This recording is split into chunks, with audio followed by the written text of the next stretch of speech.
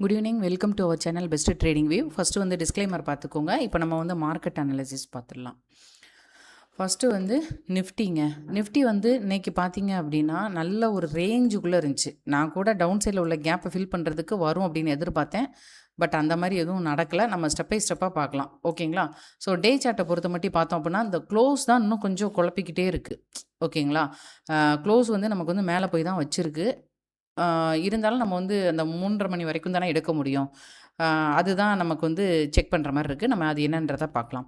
இப்போது நெக்ஸ்ட்டு வந்து 5 மினிட்ஸ் நம்ம வந்து ஏற்கனவே டெலகிராமில் லெவல்ஸ் கொடுத்துருப்பேன். ஓகே, கிளியராக அந்த ரேஞ்சை வந்து மார்க் பண்ணி ரெட் கலரில் கொடுத்துருந்தேன். இங்கே பாருங்கள், 5 மினிட்ஸாக மாற்றிக்கலாம். ஓகே, 5 மினிட்ஸாக மாற்றியாச்சு. இங்கே பாருங்கள்,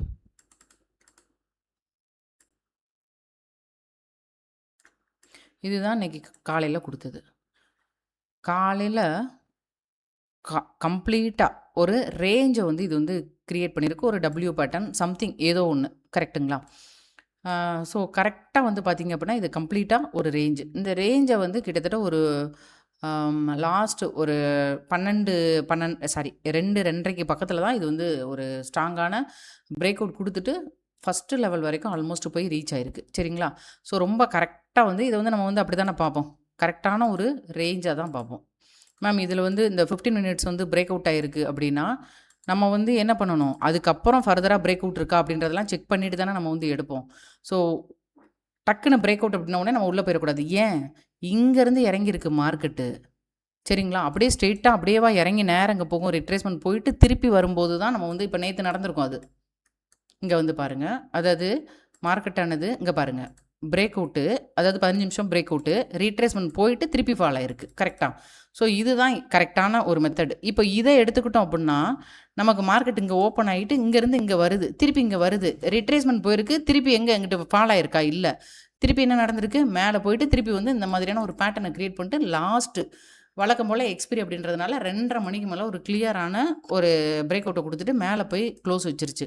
ஸோ அப்போ வந்து 200லேருந்து ஒரு 250 அப்படின்ற லெவல் வரைக்கும் கரெக்டாக போய் ரீச் ஆயிருக்கு. அப்போ இது மார்க்கெட்டு ஓகே, நம்ம வந்து நேற்று என்ன போட்டிருந்தோம், இந்த மாதிரி ஒரு லைன் போட்டிருந்தேன், உள்ளுக்குள்ளே வருதான்றதை பார்ப்போம். 24,200ன்றது ஒரு மேஜர் லெவல்னு நான் நேற்று சொல்லியிருப்பேன், பாருங்கள், ஓகேங்களா? ஸோ இன்றைக்கி மார்க்கெட் வந்து இந்த இடத்துக்குள்ளே ஒரு கிளியரான ஒரு இதை வந்து ஃபார்ம் பண்ணுது, கரெக்டாக? இன்னும் டவுன் சைடில் லெவல் இருக்க தான் செய்யுது, அது அப்படியே பெண்டிங்கில் தான் இருக்குது. ஏன்னா ப்ராப்பர் பிரேக் அவுட்டு கொடுக்கல. எங்கே பிரேக் அவுட்டு கொடுத்தாலும் திருப்பி வந்து ரீட்ரேஸ்மெண்ட் போயிட்டு திருப்பி தாங்க கரெக்டாக வரும்.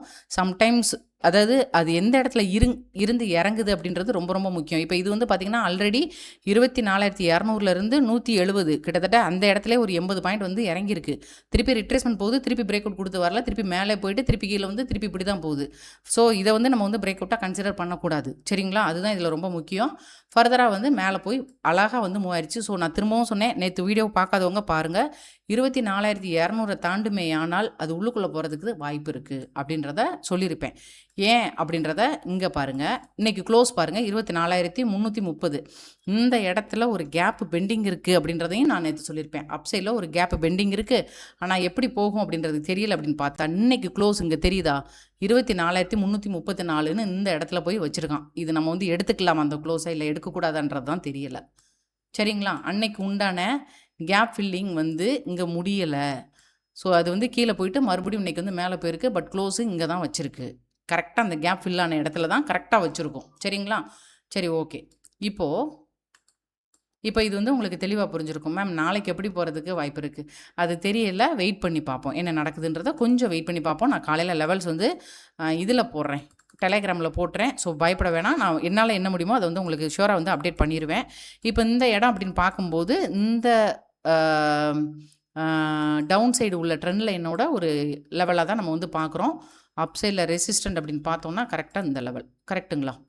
24,750 800 இந்த லெவல். அப்போ அப் சைடில் மேபி இந்த அளவுக்கு போகலாம், கண்டினியூஸாக மூவ் ஆகுதுன்னா.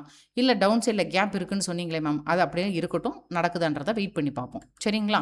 ஸோ புரிஞ்சிருக்கும். 5 மினிட்ஸாக மாற்றுங்க, பொறுமையாக வந்து பாருங்கள். இன்னும் டவுன் சைடில் இந்த ஒரு கேப் இருக்குது, ஓகே, இந்த அளவுக்கு இருக்கும். இதுக்கு கீழே இன்னொன்று இருக்கும்னு நினைக்கிறேன்.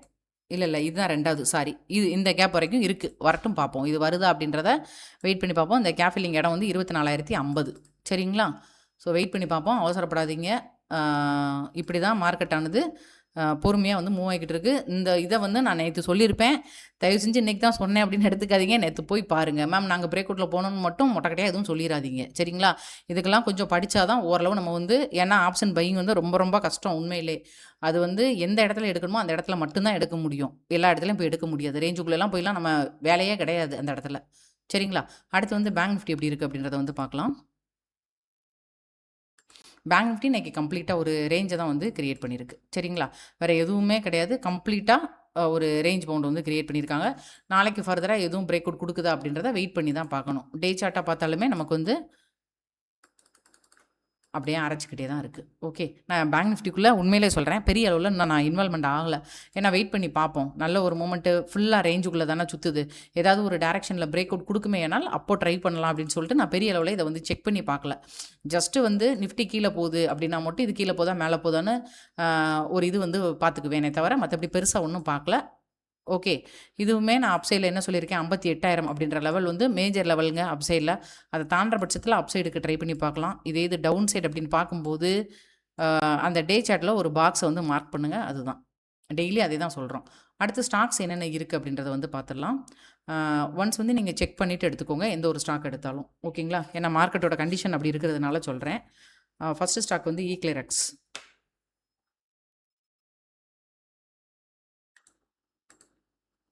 ஒரே ஒரு நிமிஷங்க. லைக் பண்ணிவிட்டு பாருங்கள், கொஞ்சம் லைக் பண்ணிவிடுங்க.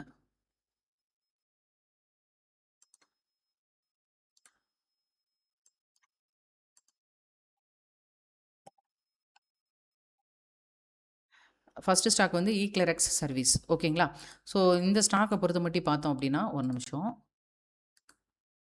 இந்த இடத்துல ஏற்கனவே ஒரு நிமிஷம். ஓகே, பிரேக் அவுட் ஆகிருக்கு. கரெக்ட்டுங்களா? பிரேக் அவுட் ஆகிட்டு இந்த இடத்துல சஸ்டெயின் ஆகிக்கிட்டு இருக்குது.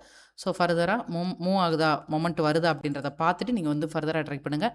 2350 அப்படின்ற லெவல் வரைக்கும் ட்ரை பண்ணி பார்க்கலாம். இன்னும் ஒரு 1 or 2 டேஸ் பிரேக் அவுட்டுக்காக வெயிட் பண்ணிவிட்டு எடுத்துக்கோங்க. அதுதான் பெஸ்ட்டு. டிக்ஸான்.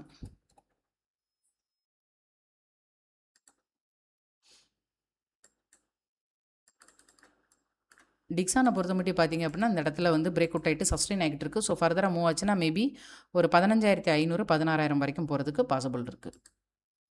நெக்ஸ்ட்டு வந்து யூபிஎல். யூபியில் பொறுத்த மட்டும் பார்த்தீங்க அப்படின்னா, நான் ஒரு இது ட்ரா பண்ணுறேன். அதுதான் இதில் வந்து ஃபார்ம் ஆகிக்கிட்டே இருக்குது. அதாவது ஒன்று வந்து இது வந்து மேஜரான ஒரு சப்போர்ட் பாயிண்டில் வந்து நின்றுக்கிட்டு இருக்குது. ரெண்டாவது நீங்கள் வந்து ட்ரை பண்ணுறீங்கன்னா இந்த ட்ரெண்ட் லைன் வரைக்கும் மட்டும் ட்ரை பண்ணுங்கள்.